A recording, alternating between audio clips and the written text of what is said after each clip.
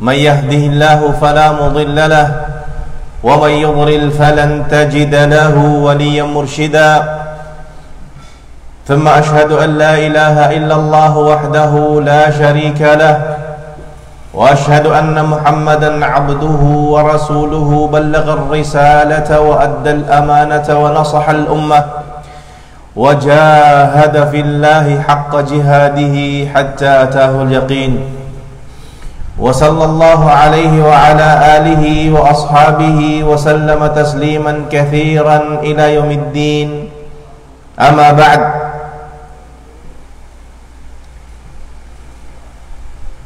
يقول الله سبحانه وتعالى في كتابه الكريم بعد أعوذ بالله من الشيطان الرجيم يا أيها الذين آمنوا اتقوا الله حق تقاته ولا تموتن إلا وأنتم مسلمون ويقول الله سبحانه وتعالى أيضا يا أيها الذين آمنوا اتقوا الله ولتنظر نفس ما قدمت لغد واتقوا الله إن الله خبير بما تعملون ويقول الله سبحانه وتعالى أيضا يا أيها الذين آمنوا اتقوا الله وقولوا قولا سديدا يصلح لكم أعمالكم ويغفر لكم ذنوبكم ومن يطع الله ورسوله فقد فاز فوزا عظيما.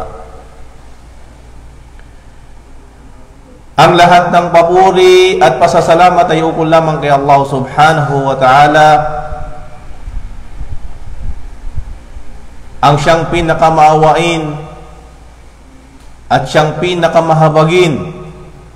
Naway ang pagpapala ni Allah subhanahu wa ta'ala ay sumakanyang huling propetang si Propeta Muhammad sallallahu alaihi wasallam, sa kanyang mga kasamahan, sa kanyang pamilya at sa lahat ng taong tumahak sa tuwid na landas hanggang sa huling araw.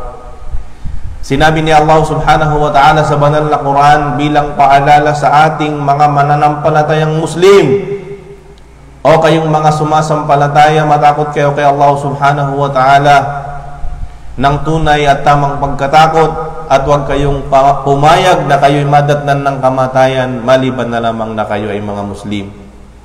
At sinabi pa ni Allah subhanahu wa ta'ala, o kayong mga sumasampalataya, matakot kayo kay Allah subhanahu wa ta'ala at tingnan ng bawat isa sa inyo kung ano ang kanyang inihanda, ano ang kanyang dalang baon para sa kabilang buhay.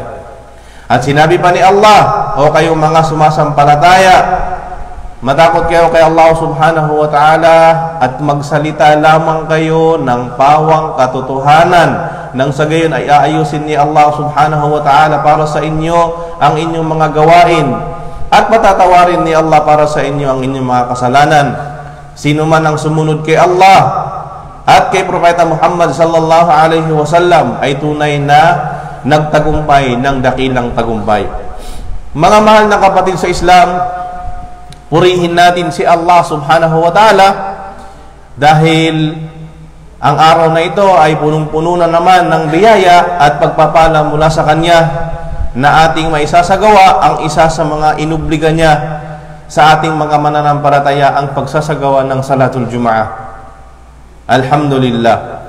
Sa araw na ito, mga mahal na kapatid sa Islam, hayaan niyo akong paalalahanan ng aking sarili at kayo ng pagkatakot kay Allah subhanahu wa ta'ala, at magdagdag ng kaalaman hinggil sa ating pananampalataya. Mga kapatid sa Islam, sinabi ni Allah subhanahu wa ta'ala sa banal na Quran sa Suratul An'am verse 82, sinabi ni Allah, ba'da a'udhu billahi minash shaitanir rajim, alladhina amanu wa lam yalbisu imanahum bidhulmin ulaika lahumul amnu wa hum muhtadun. Sa Suratul An'am verse 82 sa banal na Quran. Ang ibig sabihin nito, mga kapatid sa Islam, na sinabi ni Allah subhanahu wa ta'ala na silang mga yaong naniwala, nanampalataya kay Allah subhanahu wa ta'ala, silang mga yaong mga naniwala at nanampalataya kay Allah subhanahu wa ta'ala, at sila yung mga yaong hindi nila hinaluan ang kanilang pananampalataya ng kawalan ng katarungan o ng pang-aapi. Naniwala sila kay Allah at hindi nila hinaluan ang kanilang pananampalataya at ang paniniwala kay Allah ng pang-aagrabyado at pang-aapi, ay magkakaroon sila, ulaika lahumul amnu wa hum muhtadun, ay sila yaong mga taong magkakamit, magkakaroon ng tinatawag na al-amn wa hum muhtadun, at sila yaong mga taong ginabayan ni Allah subhanahu wa ta'ala. Ano itong al-amn, mga kapatid sa Islam? Ang amn, ang ibig sabihin nito ay maaaring sa malapit na kahulugan sa Tagalog ay ang pagiging panatag o di kaya ang kapanatagan, ang katiwasayan ng isang tao. Panatag ka at matiwasay ka sa iyong pamumuhay. Hindi ito nare-realize ng karamihan ng tao na ang pagiging matiwasay pala, ang pagiging panatag pala sa pang-araw-araw nating pamumuhay ay isang biyaya ni Allah subhanahu wa ta'ala. Hindi ito mare-realize at hindi ito ma-appreciate ng isang tao na meron pala siyang ganung biyaya maliban sa mga taong nakaranas ng kabaliktaran nito, mga kapatid sa Islam.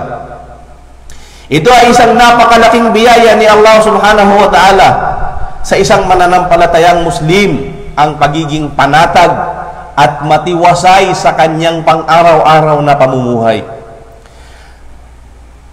Bilang suporta dito, sinabi ni Propeta Muhammad sallallahu alaihi wasallam sa kanyang hadith,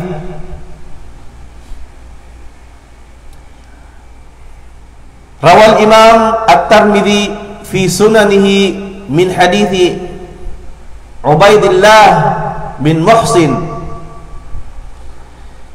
أن النبي صلى الله عليه وسلم قال من أصبح منكم آمنا في سربه معافا في جسده عنده قوت يومه فكأنما حيزت له الدنيا. Sa isang tumpak na hadith, mga kapatid sa Islam, pakinggan nyo ito bilang suporta doon sa sinasabi ni Allah subhanahu wa ta'ala na ang pagiging amin o panatag, matiwasay, payapa ay isang biyaya ni Allah subhanahu wa ta'ala sa isang tao. Sa hadith na ito, na ayon kay Imam At-Tirmidhi, isa itong hadith na sahih. Sabi ng mahal na Propeta Muhammad sallallahu alaihi wasallam, man asbaha minkum aminan fi sirbi, sino man sa inyo ang maging panatag sa kanyang pamamahay, sa kanyang pamilya, sa kanyang sarili. Yun ang una. Sino man sa inyo ang maging amin, panatag, matiwasay, maayos ang kanyang pamumuhay, hindi siya nakakaranas ng anumang takot sa kanyang buhay, sa kanyang pamilya, at sa kanyang mga mahal sa buhay. Yun ang una, yung taong nakaranas ng panatag na pamumuhay. Man asbaha minkum aminan fi sirbihi mu'afan fi jasadi. Pangalawa, yung taong binagkalooban ni Allah subhanahu wa ta'ala ng kalusugan sa kanyang pangangatawan, na nangangahulugan na pangalawang biyaya ni Allah subhanahu wa ta'ala sa isang mananampalatayang Muslim, ang magkaroon siya ng pangangatawang malusog na malayo at ligtas sa anumang lahat ng sakit na ipinadala ni Allah subhanahu wa ta'ala. Taong panatag sa kanyang pamilya, sa kanyang sarili, taong malusog at malayo sa anumang sakit at kapinsalaan. At pangatlo, sabi ni Propeta Muhammad sallallahu alaihi wasallam, "Indahu qutu yawmihi faka'annama hizat lahu ad-dunya." At nagkaroon siya ng maipangtutustos Pangatlo, indahu qutu yawmi, sa araw na yaon ay meron siyang makakain. Ibig sabihin, meron siyang makakain ng sapat at maaaring sa kanyang pamilyang sapat sa buong araw na yaon. Anong meron dito sa tatlong katangian na itong ibinigay ni Allah subhanahu wa ta'ala kapag napasayo ito at ito ay naranasan mo? Sabi ni Propeta Muhammad sallallahu alaihi wasallam, "Faka'annama hizat lahud dunya." Ay kahalintulad ito ng pagbibigay sa kanya ni Allah subhanahu wa ta'ala ng nagmay-ari siya ng mundong ito. Kagaya siya ng isang taong pinagkalooban ni Allah ng lahat ng bagay dito sa mundong ito. Totoo mga kapatid sa pananampalatayang Islam, itong tatlong bagay na ito kapag ito'y ating inalisa o di kayo pinagmuni-munihan, ito yung mga bagay na kung saan mahalaga sa isang tao sa pang-araw-araw niyang buhay. Huwag mo na nating isipin yung marangyang pamumuhay. Isipin lang natin itong hadith na ito muna ng mahal na Propeta Muhammad sallallahu alaihi wasallam. Kung gaano sabihin na natin, gaano ka kapalad, gaano ka pinagpala ni Allah subhanahu wa ta'ala kapag nasa iyo yung bagay na ito, mga kapatid sa Islam. Ang ibig sabihin nun, man asbaha minkum aminan fi sirbi, sino man sa inyo ang pinagkalooban ni Allah ng pagiging panatag sa araw na yaon.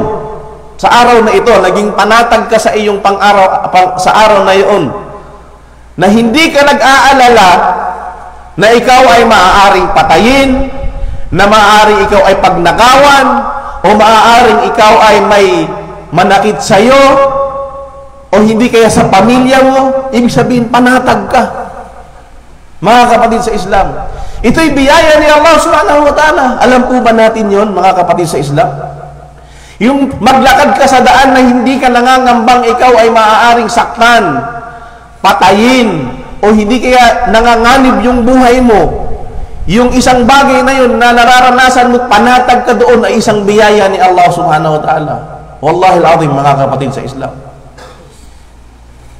Sa atin ngayon siguro binabaliwala lang natin ito. Maglakad kayo dyan, masaya, ligtas, walang inaalala na maaaring makapinsala sa inyo, pero hindi niyo naiintindihan kung gaano kahirap sa mga taong kabaliktaran nito yung kanilang nararanasan. Isipin niyo, mga kapatid sa Islam, at ilagay niyo ang inyong mga sarili sa mga tao na nakakaranas ngayon ng kabaliktaran ng kapanatagan. Ano yung kabaliktaran ng kapanatagan? Yung taong laging nababagabag yung kanyang kalooban, yung taong laging may takot ang kanyang puso, nangangamba sa kanyang buhay, nangangamba sa kanyang kayamanan, sa kanyang bahay, sa kanyang pamilya. Imagine niyo yun, mga kapatid sa Islam. Ang pinaka madaling halimbawa nito, ilagay niyo ang inyong sarili ngayon katulad ng mga kapatiran natin sa Palestine, mga kapatid sa Islam. Allahul Musta'an.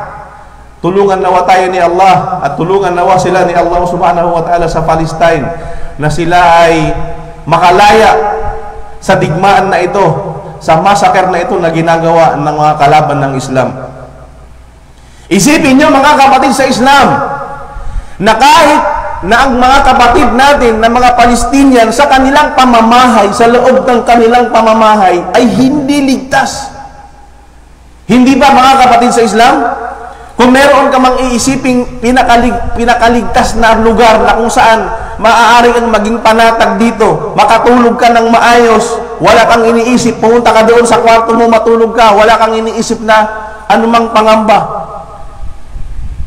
Dahil sa biyaya sa iyo ni Allah subhanahu wa ta'ala. Alam niyo bang, mga kapatid natin sa Palestine at mga Palestinian, mga kapatid sa Islam, hindi nila nararanasan ito? Ikaw mismo ay nasa loob ng bahay mo, hindi ka o hindi sila ligtas. Nangangamba sila.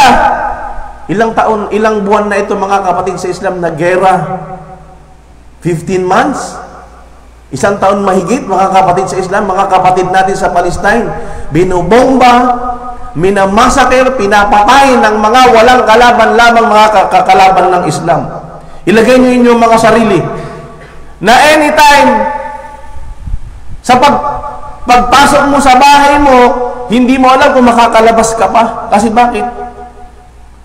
Isipin mo kung paano sila pinapatay ng mga kalaban doon. Binubomba, mga kapatid sa Islam.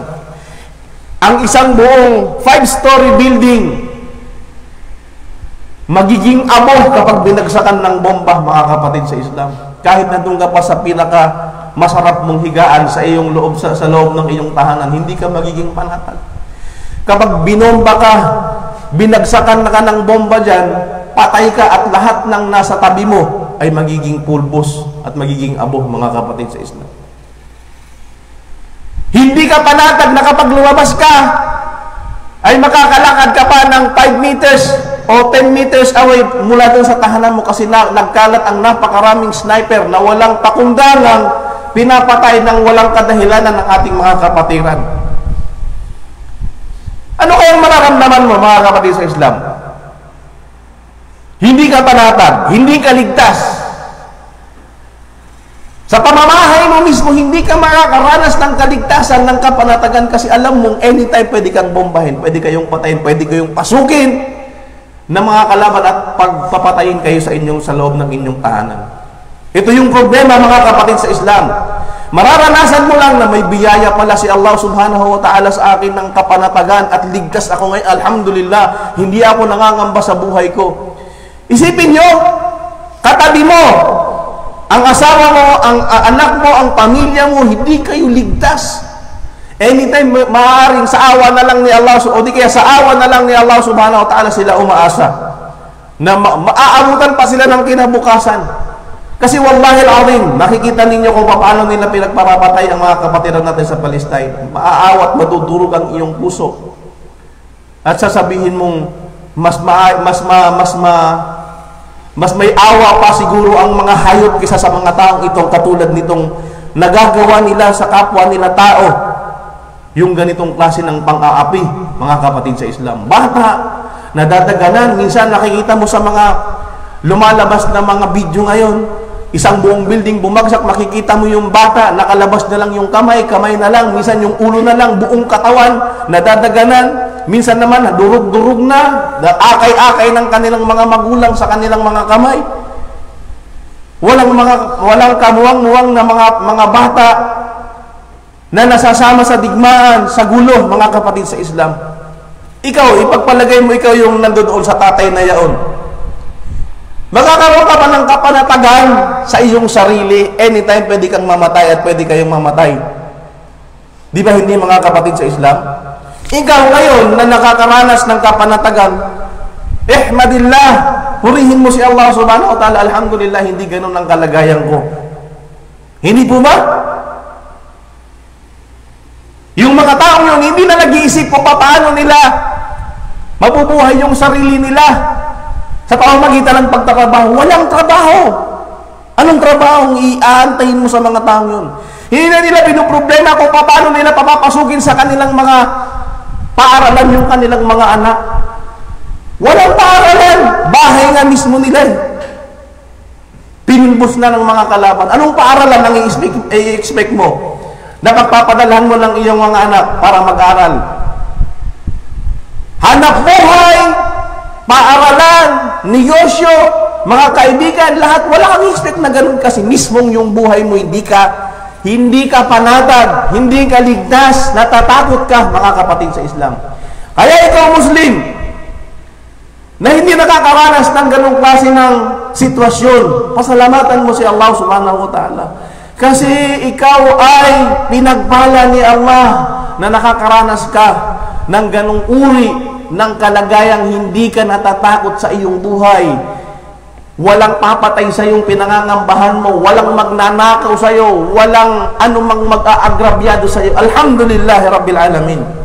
Pero huwag natin kalimutan, mga kapatid sa Islam, na ipanalangin ng ating mga kapatid sa Palestine na sila ay nakakaranas ngayon, mga kapatid sa Islam, ng samut-saring mga pagsubok mula kay Allah subhanahu wa ta'ala. Ito ay pagsubok ni Allah subhanahu wa ta'ala. Sabi ni Allah subhanahu wa ta'ala sa banal na Quran, ala anna inna awliya Allah la khawfun alaihim wa lahum yahzanun alladhina amanu wa kanu yattaqun lahumul bushra fid dunya fil hayatid dunya wa fil akhirah la tabdila li kalimatillahi dhalika huwal fawzul azim. Sabi ni Allah subhanahu wa ta'ala sa surat Yunus verse 62 hanggang 64, sinabi ni Allah subhanahu wa ta'ala, silang yaong mga awliya, mga kaibigan ni Allah subhanahu wa ta'ala, silang mga taong wala silang takot, bibigyan sila ni Allah subhanahu wa ta'ala ng kapanatagan, la khawfun alaihim wa lahum yahzanun. Sila yung mga taong wala silang mararanasan anumang takot at pagkatakot, at hindi sila malulungkot. Alladhina amanu wa kanu yattaqun. At silang mga yaong naniwala kay Allah subhanahu wa ta'ala at may takot, nangingilag na magkasala kay Allah subhanahu wa ta'ala. Lahumul bushra fil hayatid dunya. Meron silang bushra, bibigyan sila ng magandang balita mula kay Allah subhanahu wa ta'ala dito sa mundong ito. Wa fil akhirah, magandang balita dito sa mundo, wa fil akhirah, at sa araw ng pagkabangon ng muli sa kabilang buhay ay bibigyan sila ng magandang balita kay ni Allah subhanahu wa ta'ala. La tabdila li kalimatillah, walang anumang maipampapalit sa mga salita ni Allah subhanahu wa ta'ala. Dhalika huwal fawzul azim. At tunay at tiyak na ito ang tunay na tagumpay mula kay Allah subhanahu wa ta'ala. Pangalawa, mga kapatid sa Islam, mu'afan fi badani. Pangalawang biyaya ni Allah, bukod doon sa pagiging amin ng isang tao, panatag, ligtas ng isang tao, mu'afan fi badani, kapag siya ay naging ligtas sa kanyang katawan sa anumang klase ng karamdaman o ng sakit, mga kapatid sa Islam. Siguro ang iba sa atin ay merong iniinda dito ngayon, may mga sakit na nararanasan, pero nare-realize nyo ba kung ikaw ay pupunta ngayon sa hospital, pumunta ka ngayon doon sa ICU, diyan sa AVMC, mga kapatid sa Islam, pumunta ka ngayon sa emergency, kung ano yung mga taong pumapasok doon, na sila ay binigyan ni Allah subhanahu wa ta'ala ng pagsubok sa kanilang mga kalusugan, mga kapatid sa Islam. Pumunta ka ngayon sa AVMC, pumunta ka sa ICU, yung mga taong naghihingalo, mga taong nakadepende na lang sa oxygen, na kapag tinanggal ang oxygen, patay sila. Makikita mo na durog, naputol ang paa. Mga taong, subhanallah, mga kapatid sa Islam, binigyan sila ng pagsubok ni Allah subhanahu wa ta'ala sa kanilang pangangatawan, sa kanilang kalusugan. Hindi nyo ba na-imagine yun? Kung kayo ang inilagay doon ni Allah subhanahu wa ta'ala, kung gaano kahirap yung pagsubok na yon? Mga kapatid sa Islam, wala naman siguro bulag sa atin dito, mga kapatid sa Islam. Isipin nyo kung kayo'y binigyan ni Allah, tayo binigyan ni Allah ng sakit na tayo hindi nakakakita. Mga kapatid sa Islam, punta kayo doon sa mga lugar na kung saan maraming tao ang bulag at hindi nakakakita, mga kapatid sa Islam. Isipin nyo kung kayo ay hindi nakakakita, pagsubok ni Allah sa inyo, sa atin, binigyan tayo ni Allah subhanahu wa ta'ala ng sakit na hindi tayo nakakakita. Nai-imagine nyo ba ang buhay na mararanasan mo ngayon kung hindi ka nakakakita, mga kapatid sa Islam? May mga tao ngayon na hindi nakakakain ng gusto nila. Kahit ngayon ang problema lang natin, paano yung makakain? May mga taong kahit meron silang pambili ng pagkain, hindi sila nakakakain. At ang pagkain sa kanila ay walang silbi. May mga tao ngayon, ang kanilang pagkain ay nasa ilong nila, pinapadaan sa tubo sa kanilang ilong. At ang nakakain lang nila ay gatas, mga kapatid sa Islam. May pambili sila ng karne, pambili sila ng masasarap na pagkain, pero hindi nila kaya yun, nakainin at malasap yung sarap na yun dahil sa kanilang mga sakit, mga kapatid sa Islam. Naiintindihan nyo kung gaano tayo pinagpala ni Allah subhanahu wa ta'ala, mga kapatid sa Islam, na tayo ay mayroong magandang kalusugan, walang sakit, walang mga karamdaman na ibinigay sa atin ni Allah subhanahu wa ta'ala. Subhanallah, magpapasalamat ka kay Allah, alhamdulillah, ako ay binigyan mo ya Allah ng ganitong klase ng kalusugan at hindi ako binigyan ng pagsubok, ng iyong pagsubok sa mga sakit na maaaring dumapo sa isang tao. Alhamdulillah, mga kapatid sa Islam, Pasalamatan natin si Allah subhanahu wa ta'ala dahil tayo ay binigyan ni Allah subhanahu wa ta'ala ng kaligtasan sa mga sakit na maaaring pagsubok sa atin ni Allah subhanahu wa ta'ala. At ang mahal na Propeta Muhammad sallallahu alaihi wasallam, sa isang hadith ng Propeta Muhammad sallam, alam niyo ba ang Propeta Muhammad na lagi siyang nananalangin ng tinatawag na al-afiyah? Ibig sabihin ng afiyah, maaaring i-translate natin ito sa kaligtasan, o ikaw ay maging ligtas sa lahat ng uri ng pagsubok ni Allah sa sakit. Al-afiyah. Sabi dito sa isang hadith ng Propeta Muhammad sallallahu alaihi wasallam na ang Propeta Muhammad sallallahu alaihi wasallam ay hindi niya ito iniiwan na panalangin sa araw at gabi. Sabi sa isang hadith ng Propeta Muhammad sallallahu alaihi wasallam, ang sabi ng Propeta Muhammad sallallahu alaihi wasallam, sinasabi sa kanyang panalangin, Allahumma inni as'aluka al-afiyah fi dunya wal akhirah, Allahumma inni as'aluka al-afwa wal afiyah fi dini wa dunyaya wa ahli wa mali. Sa hadith na tumpak na ng Propeta Muhammad sallallahu alaihi wasallam, sabi ng Propeta Muhammad, Ya Allah, O Allah, tunay na ako ay humihiling sa iyo ng al-afiyah. Ang salitang afiyah, al-afiyah, ay isang salitang sumasaklaw na nangangahulugan na ikaw ay ligtas. Ano ibig sabihin ng ligtas? Ligtas ka sa sakit, ligtas ka sa kapahamakan, ligtas sa lahat ng bagay dito sa mundong ito. Kaya kapag nanalangin ka, Ya Allah, bigyan mo ako ng kaligtasan ng al-afiyah. Ibig sabihin nun, nananalangin ka kay Allah sa lahat ng mga maaaring kabutihang idulot sa iyo ng kaligtasan sa katawan mo, sa pamilya mo, sa lahat ng bagay na maging maayos ito. Ito ang ibig sabihin ng afiyah. Sabi ni Propeta Muhammad, O Allah, hinihiling ko sa iyo na ibigay mo sa akin ang al-afiyah fi dunya wal akhirah, dito sa mundo at sa kabilang buhay. Si Propeta Muhammad SAW, propetang pinagpala ni Allah, huling propetang pinakamainam na propeta, pinakamainam na tao, pinatawad ni Allah ang kanyang mga nauna at mga magagawang kasalanan pa lamang, humihingi ng al-afiyah kay Allah. How much more tayo bilang mga mananampalatayang normal na hindi naman tayo propeta? Dapat pa tayong magsumikap na humiling kay Allah ng al-afiyah, mga kapatid sa Islam. Hinihiling ni Propeta Muhammad na bigyan siya ni Allah ng afiyah dito sa mundo at saka sa kabilang buhay. Sa kahalagahan nito, mga kapatid sa Islam. At sabi pa niya, Allahumma inni as'aluka al-afwa wal afiyah. O Allah, tunay na ako ay humihiling sa iyo ng al-afwa, ng kapatawaran at ng afiyah fi dini, afiyah sa aking pananampalataya, wa dunyaya sa aking makamundong buhay, wa ahli wa mali sa afiyah sa aking pamilya, at afiyah sa aking mga kayamanan. Tingnan mo ang Propeta Muhammad sallallahu alaihi wasallam, in-specific niya yung gusto niyang bigyan siya ni Allah ng afiyah, kanyang pamilya, kanyang relihiyon. Hiningin mo kay Allah na maging ligtas ka sa iyong relihiyon. Hindi ka bigyan ni Allah ng pagsubok na katulad ng ibang mga taong sinubok ni Allah, bumaliktad sa kanilang pananampalataya, bumalik sa kanilang dating pinanggalingan, mga kapatid sa Islam, lalong-lalo na sa mga kapatid nating balik Islam.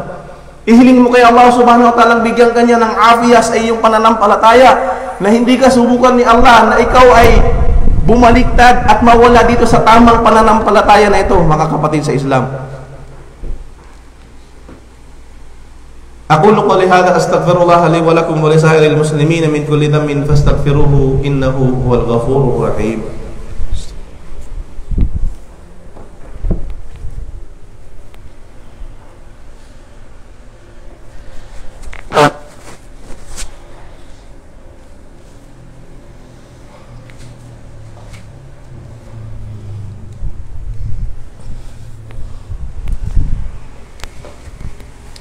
Alhamdulillah Rabbil Alamin wa bihi nasta'in fi umurid dunya wad din wa sallallahu ala nabiyyina Muhammadin wa ala alihi wa ashabihi ajma'in, amma ba'd.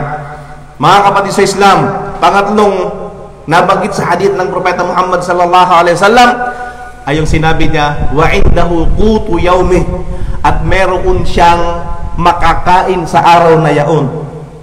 Subhanallah, mga kapatid sa Islam. marirealize mo lang na kayo ay o tayo ay pinagpala ni Allah kapag naranasan mo yung sitwasyon ng mga taong nagugutom at walang makain, hindi lang ngayong araw kundi halos ilang araw na silang hindi nakakakain at ilang araw na silang halos tubig lang, maaring hindi nga kahit tubig ay hirap sila, mga kapatid sa Islam. Mga kababayan natin na nasa Africa, mga kapatid nating sinusubok ni Allah subhanahu wa ta'ala sa pagkain. Nakikita nyo sa mga balita, mga kapatid sa Islam, minsan makakita ka ng bata na sobrang payat na kung titingnan mo yung nagdudugtong na lang sa kanyang katawan ay ang balat niya, kung walang balat ay kalansay na lang at magkakahiwa-hiwalay. Sa sobrang payat, mga kapatid sa Islam. Na-imagine nyo ba yun? Nandoon sa likuran ng baka, inaantay na umihi yung baka kasi yun ang iinumin nila. Sa sobrang hirap ng kanilang kalagayan. Na-imagine nyo ba yun, mga kapatid sa Islam, kung ikaw at tayo yung nakalagay doon sa sitwasyon na yun? Walang makain. Siguro sa kanila, nandun na sa kanila lahat. Sakit, walang kapanatagan, laging takot, at walang pagkain. Subhanallah, mga kapatid sa Islam. Samantalang tayo siguro sa lahat ng ito ay ibinigay ni Allah subhanahu wa ta'ala sa atin. Pero kahit ganun pa man, hindi pa rin natin na-realize kung ano yung biyaya na ipinagkaloob ni Allah at hindi natin man lang mapasalamatan, ma-appreciate ang biyayang itong pinagkaloob sa atin ni Allah subhanahu wa ta'ala. Wa indahu qutu yawmi, at meron siyang makakain sa araw na yaon. Meron siyang makakain, meron siyang maibibigay sa kanyang pamilya. Yung iba nagrereklamo pa. Bakit? Puro na lang daw manok. Alhamdulillah, mashallah, kapatid sa Islam. Nirereklamo mo meron kang ulam na manok. May mga tao kahit manok, nipaan ng manok, wala silang makain. Mga kapatid sa Islam, kung meron kang makakain at meron kang maipakakain sa iyong pamilya sa araw na yaon, pasalamatan mo si Allah subhanahu wa ta'ala. Alhamdulillah, dahil may mga tao kahit tubig halos wala silang mahanap na pagkain, maiinom nila. Just imagine yung mga kapatid nating sinabi ko sa inyo kanina sa Palestine. Paano sila makakahanap ng pagkain na kapag lumabas sila, alam nilang baka ma-snipe sila, mapatay sila doon? Paano sila magtatrabaho? Wala namang trabaho. Mga building nagkawasak-wasak, nagkadurog-durog. Ano pa? Paano kayo maghahanap ng trabaho? Hindi naman sila mayayaman na mga tao na kung saan nag-imbak sila dahil wala naman sa kanila ang nakahanda doon sa digmaan na yan, na sobrang tagal na, mga kapatid sa Islam. Walang makain. Siguro yung tatlong ito nandun wala sa kanila, mga kapatid sa Islam. Wala silang kapanatagan, kaligtasan. Maaring marami sa kanila ang may sakit at halos wala silang makain, mga kapatid sa Islam. At kabaliktaran, tayo ay nakakaranas ng ganitong klase ng biyaya ni Allah subhanahu wa ta'ala. Kaya pasalamatan natin si Allah subhanahu wa ta'ala. Meron kang makakain, mga kapatid sa Islam, sa pang-araw-araw mong pagpamumuhay. Kaya pasalamatan mo si Allah subhanahu wa ta'ala kung meron kang makakain at huwag kang magreklamo, mga kapatid sa Islam. Huwag ka nang maghanap pa. Sabi nga, huwag mong tingnan yung mga taong nasa taas sa'yo, ngunit tingnan mo yung mga taong nasa ibaba sa'yo. Huwag mong tingnan yung mga taong nakatira sa palasyo, masasarap, magagara ang kanilang mga sasakyan, maganda yung kanilang pamamahay. Huwag yung tingnan yun, kasi malulungkot lang kayo. Kasi bakit? Magsisisihin nyo lang ang sarili nyo, bakit kayo mahirap at hindi nyo marirealize ang biyaya sa inyo ni Allah. Ngunit tingnan ninyo kung ano yung nasa mababa sa inyo. Kung mahirap pa ngayon, alam mo bang may mas mahirap sa iyo? Kung wala kang sakit ngayon sa iyong katawan, alam mo bang may mga taong may sakit sa iyo na hindi nila malasap kahit na sila ay may kapangyari o may kakayanang bumili ng masasarap na pagkain, hindi nila yun ma-appreciate dahil may sakit sila. Tingnan ninyo yung tao o yung mga kalagayan ng taong mas mababa sa inyo para makita ninyo yung biyaya ni Allah at pasalamatan ninyo yun, mga kapatid sa Islam. Alhamdulillah. Bilang panghuli sa isang hadith ng Propeta Muhammad sallallahu alaihi wasallam, sa hadith ni Muslim, ayon kay Abdullah bin Amr bin As radiyallahu ta'ala anhuma anna rajulan sa'alahu faqala, na mayroong isang taong nagtanong sa kanya, faqala alasna fuqara, alasna min fuqara al-muhajirin. Sabi ng isang tao kay Amr bin As, hindi ba tayo ay ang mga mahihirap mula sa mga muhajirin? Sabi ng isang tao kay Amr bin As, ya Amr bin As, hindi ba tayo kabilang sa mga taong mahihirap mula sa mga muhajirin? Ang muhajirin, yung mga tao, mga kasamahan, sahaba ng Propeta Muhammad na lumikas mula Makkah papunta ng Madina. Ang lahat ng mga taong lumipat mula Makkah papuntang Madina sa kapanahon na ng Propeta Muhammad, ang tawag sa kanila mga muhajirin. At sinasabi niya kay Amr bin As, isang sahaba ng Propeta Muhammad, sabi niya, di ba tayo mga mahihirap? Di ba kabilang tayo sa mga mahihirap? Anong sabi ni Amr bin As? Sabi niya, faqala Abdullah, sabi niya, alaka imra'atun ta'wi ilayha? Meron ka bang asawa na ikaw ay babalik sa kanya doon at mananahan at magkakasama kayo ng maayos? Meron ka bang asawa? Meron ka bang babae na kung saan kapag bumalik ka doon sa iyong bahay ay magiging panatag ka? Sabi ni Abdullah bin As, sabi dito, sabi ng tao na nagtanong, sabi niya, naam, meron.